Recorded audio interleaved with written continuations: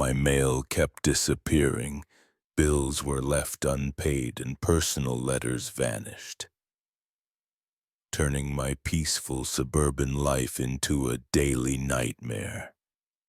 Carol Henderson, our overbearing HOA president, seemed to thrive on control and manipulation, treating my privacy like a game for her amusement. But when I cleverly set a confidential HOA report with a hidden camera and GPS, I finally caught her in the act and turned the tables. Just wait to see how the community rallied. Carol's authority crumbled and justice finally restored peace to our neighborhood. I never imagined that moving to a quiet suburban neighborhood would turn into a daily exercise in frustration. On the surface, Willow Creek seemed perfect. Manicured lawns, friendly neighbors, and tree-lined streets that gave the illusion of calm and safety. My wife Laura and I had dreamed of this life for years, a place where we could escape the chaos of the city and finally settle down. But reality quickly shattered that vision. What began as a minor inconvenience, a missing package here, a misdelivered letter there, soon escalated into something far more invasive and infuriating. Almost daily I discovered that my mail, sometimes containing personal letters, bills, or even official documents, had vanished. At first I assumed it was a simple delivery error, or that a neighbor had innocently picked up something by mistake. But as the pattern continued, I couldn't ignore the truth any longer. Someone was deliberately taking my mail. It didn't take long to realize who the culprit was. Carol Henderson, our homeowners association president, the woman everyone in the neighborhood privately referred to as HOA Karen, had a reputation for being overbearing. On the surface, she presented herself as a helpful, community-minded leader, always offering unsolicited advice about landscaping, mailbox maintenance, or neighborhood etiquette. But behind that carefully constructed veneer was someone who thrived on control and wielded authority like a weapon. I had caught her multiple times giving me that little smug smile whenever she strolled past my house. One of those looks that made it clear she believed rules didn't apply to her, and that she could bend circumstances to her advantage. I felt a mix of shock and anger the first time I suspected her. At first it was disbelief. Surely no one would be brazen enough to tamper with someone else's private correspondence in broad daylight, under the nose of the entire neighborhood. But each missing envelope, each delayed or lost bill added fuel to the fire. My blood began to boil when I imagined her hands rifling through my letters, her curiosity or sense of entitlement driving her to invade my life. She wasn't just taking mail, she was disrespecting the very trust and sense of security that comes with living in your own home. Rumors about Carol's personality only made the situation more infuriating. Neighbors whispered about her obsession with control, how she loved to play the role of judge and jury, and how she often overstepped boundaries under the guise of community welfare. Some joked that she had a checklist for everyone's house, marking down perceived infractions and handing out quiet punishments for imagined misbehaviors. While I initially tried to shrug off these stories as typical small-town gossip, my own experience proved otherwise. Her actions weren't random. They were targeted, intentional, and personal. The thought that she might take satisfaction in disrupting my life was unbearable.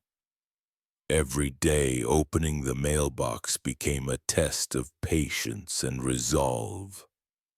I would shuffle through the remaining envelopes, mentally calculating what might have been taken. My utility bills, credit card statements, official correspondence, invitations from friends and family. Each missing item was a reminder that my privacy had been invaded. Every time I confronted the empty space where something important should have been, a surge of indignation washed over me. How could someone live next door and treat neighbors' lives as entertainment, as if their personal affairs were nothing more than a game to manipulate and control? It wasn't just frustration, it was a sense of violation, of being singled out and powerless in my own home. The anger simmered quietly at first, a low burn of irritation. But as the days passed and the incidents multiplied, it grew into something more potent. I was no longer just annoyed. I was enraged. I wanted answers. I wanted accountability. Most of all, I wanted to send a clear message that this behavior, this brazen violation of personal space and trust, was unacceptable. In those early days, I felt trapped in a cycle of disbelief and fury. The very neighborhood that was supposed to be a refuge had become a battlefield with Carol Henderson at the center of it. And while I knew I needed to handle the situation carefully, to gather proof and act wisely, the raw, uncontrollable emotion of anger was the first thing I had to confront. It was the spark that would drive everything that came next: the plan, the confrontation, and ultimately the reclamation of my home and peace of mind. After the initial shock and anger faded, I tried to approach the situation rationally. I reminded myself that this was a suburban neighborhood, not a scene from a crime drama. Surely there had to be a reasonable explanation for my disappearing mail. Maybe the postal service had made a mistake. Perhaps a neighbor had accidentally picked up a package meant for someone else. With that thought in mind, I started small. I asked a few neighbors casually if they had seen any stray letters or packages. I even went door to door, trying to sound polite and non-accusatory, hoping that someone had simply picked up something by mistake and would return it. Most smiled awkwardly, offering vague apologies, but no one had any real information. Deep down, I sensed the truth, but I clung to the hope that I was wrong, that maybe this wasn't personal. When that didn't yield results, I decided to take a more practical step. I installed a small, discreet camera outside my mailbox. It was hardly high-tech, just a motion-activated device that could capture anyone who approached. I positioned it carefully, hoping to catch a glimpse of the culprit without alerting them. I even posted a polite, inconspicuous notice on my mailbox. Please leave all mail and packages for the intended recipient. Thank you. I wanted to appeal to reason before escalation. I thought maybe, just maybe, a reminder of common decency would be enough to stop the theft. But Carol Henderson, HOA Karen, did not stop. In fact, she seemed to escalate her behavior, almost as if she were daring me to catch her in the act. The day it truly hit me was one ordinary Wednesday morning. I had barely stepped outside with my coffee when I noticed the mailbox. My heart sank. The lock was torn off, hanging loosely, the metal bent in a way that spoke of deliberate force. I crouched and looked inside, and my stomach dropped. Personal checks, a newly issued credit card, and a few envelopes containing bills and sensitive documents were gone. My first reaction was disbelief.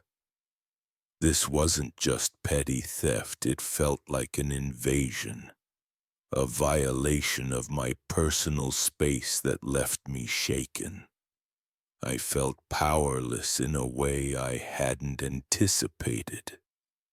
For weeks, the uncertainty had gnawed at me. But this was different. This was tangible. My privacy, my sense of safety had been shredded in front of me. Every important piece of mail I had trusted to my own mailbox was now missing, and worse, it had been taken deliberately. I imagined Carol walking away with it, smiling that same smug, self-satisfied grin she always wore, as if this were some kind of game to her. The thought made my blood boil anew, but beneath the anger a heavier emotion settled in. Despair. How could someone be so brazen? How could they disregard the law, common decency, and the very trust that holds a neighborhood together? Friends suggested confronting her directly. Go talk to her, they said. Set boundaries. Make it clear that what she's doing is unacceptable. But I hesitated. Confrontation could turn into spectacle. Carol had a knack for twisting situations to her advantage. I imagined her accusing me of paranoia, turning the entire HOA meeting into a scene where I looked unstable while she played the victim. It was a risk I couldn't take, not without proof, and so I held my tongue, my frustration growing like a storm behind my ribs. Every stolen letter, every missing package became a symbol of something larger. My security, my life, my dignity being toyed with. The anxiety settled into a constant presence. I lay awake at night, imagining her hands rifling through my personal correspondence, her curiosity feeding her sense of superiority.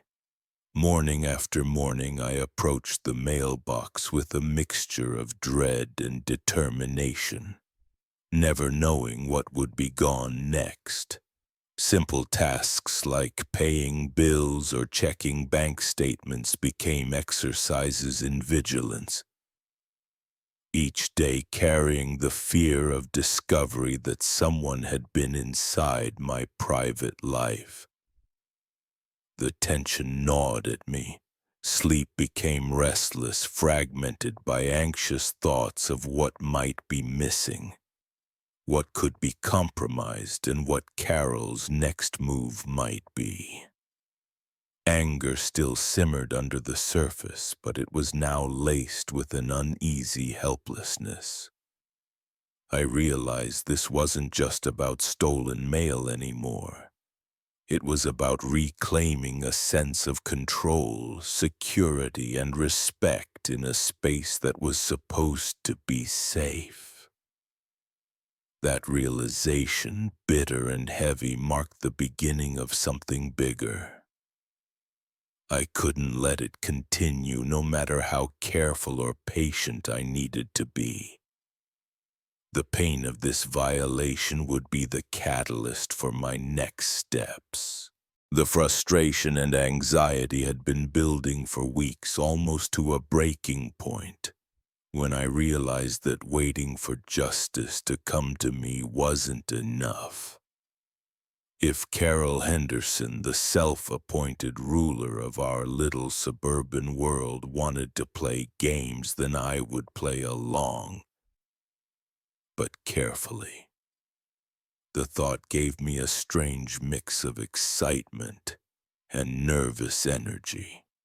For the first time since this nightmare began, I felt a flicker of control. I wouldn't confront her blindly, and I wouldn't give her a chance to twist the situation. Instead, I decided to outsmart her using patience, strategy, and evidence that could not be disputed. My plan began with a single ordinary-looking package. To anyone passing by, it appeared to be just another delivery. A medium-sized box with plain brown wrapping labeled innocuously as confidential HOA report. The label was no accident. I knew Carol's obsession with power and gossip. Any hint that there might be sensitive information about the HOA would be irresistible to her. Inside the box, I placed a small hidden camera, carefully concealed so it would capture her every move without detection. I also embedded a tiny GPS tracker, ensuring that I could follow the package's journey if she attempted to remove it entirely from the property. I spent the rest of the day waiting, keeping myself busy with household chores, but always with one eye on the mailbox. Hours passed slowly, each one stretching longer than the last. Then, just as the late afternoon sun began to cast long shadows across the street, I saw her. Carol Henderson approached my house, her posture the same as always. Confident, self-assured, almost regal in the way she carried herself. That smug little smirk, the one that had tormented me for weeks, was firmly in place. My heart pounded. This was the moment I had been preparing for. I watched from behind the living room curtain, holding my breath. She stopped in front of the mailbox and without hesitation opened it. The camera captured every detail, her hands rifling through the package, the way her eyes widened as she read the label, the brief flicker of excitement that passed across her face. I could almost see the gears turning in her mind, imagining the sense of authority and control she felt at discovering what she thought were private HOA documents. But of course, the contents were fake, carefully arranged to pique her curiosity and nothing more. I didn't need her to take anything, just to reveal her actions clearly and undeniably. By the time I dialed the local authorities, my pulse was racing with a mixture of fear and exhilaration. The footage was already saving me from confrontation. And yet I couldn't resist one final move. Before the officers arrived, I stepped outside, package in hand, and approached her calmly. She froze mid-motion, the color draining from her face as she registered my presence. Her smirk disappeared, replaced by a mixture of shock and apprehension. I held up my phone showing her the footage. The undeniable evidence of her actions played on the screen, her own hands betraying her as she tried futilely to adjust her expression. Carol didn't speak at first. She opened her mouth, then closed it again, speechless. For the first time, she had no defense, no clever excuse, no ability to manipulate the situation. She was caught, completely exposed and powerless. The weeks of tension, anxiety, and sleepless nights culminated in this single moment. I could see the realization dawn on her face. The game was over, and this time I held all the cards. For me, that sense of empowerment was profound. After weeks of helplessness, I had turned the tables without escalating the situation into unnecessary conflict. I had combined strategy with patience, intelligence with courage, and for the first time hope blossomed where frustration and fear had dominated. I knew that the authorities would take it from here, but more importantly, I had regained a sense of control over my own life, my privacy, and my home. Watching Carol stand there, silent and defeated, I felt something deeper than satisfaction. It wasn't just about catching a thief. It was about reclaiming dignity, proving that persistence and careful planning could overcome even the most intrusive and arrogant opponent. That flicker of hope, born from strategy, calm, and patience, marked the turning point. From this moment forward, I realized that the nightmare could end, and that justice, when paired with careful planning, could finally prevail. The weeks following the incident with the confidential HOA report package passed in a blur of anticipation and cautious relief. I had handed over the footage to the local authorities, and for the first time in what felt like months, I allowed myself to breathe without the constant gnaw of anxiety.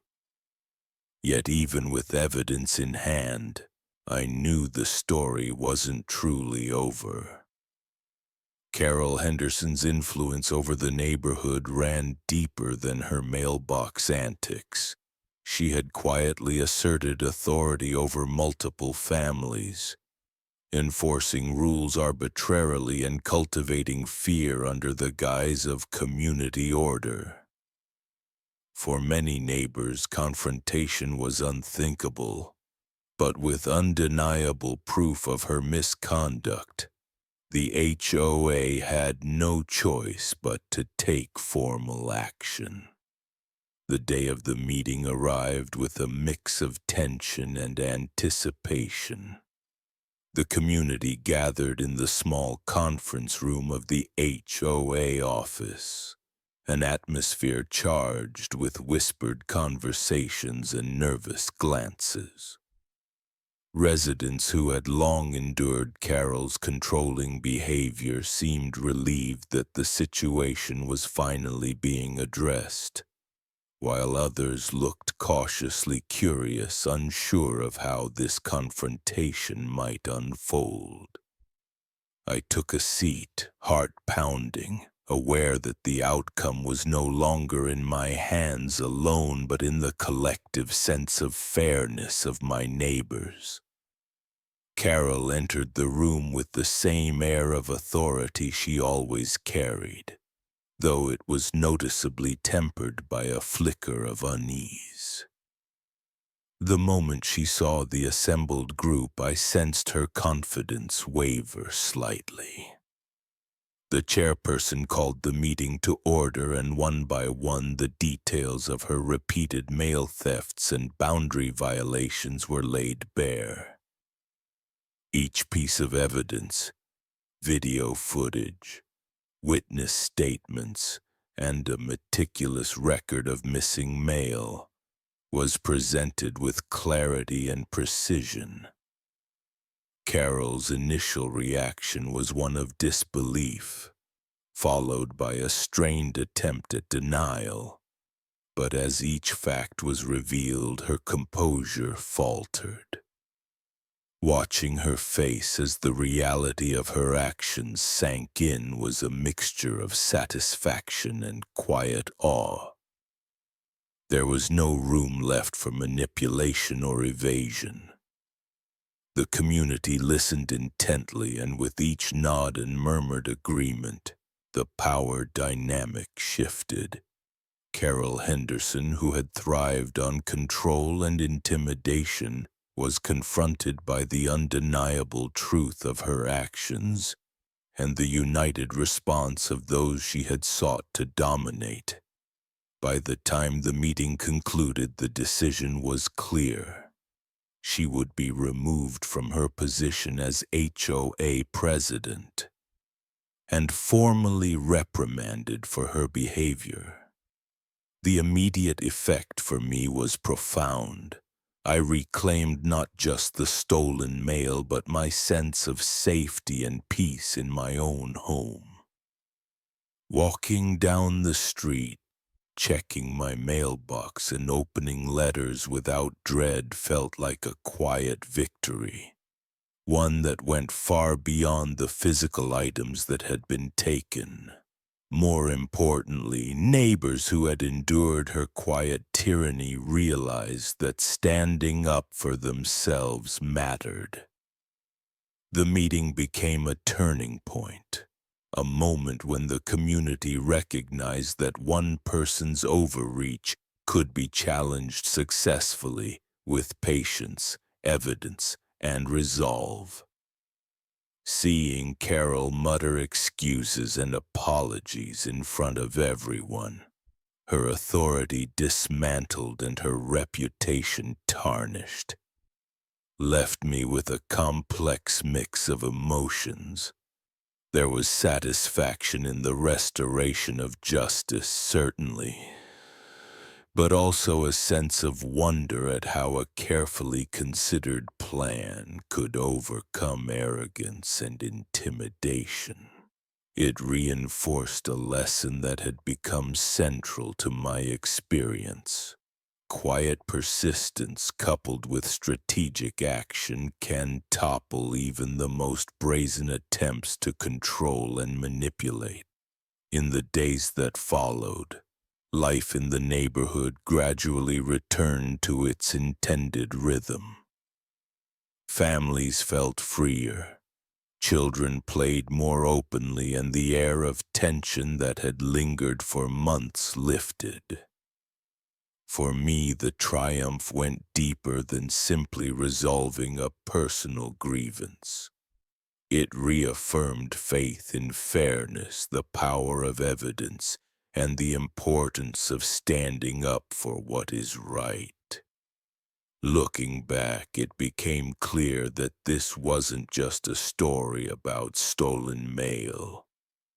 It was a story about respect, community, and the simple, universal right to live without fear of petty tyranny.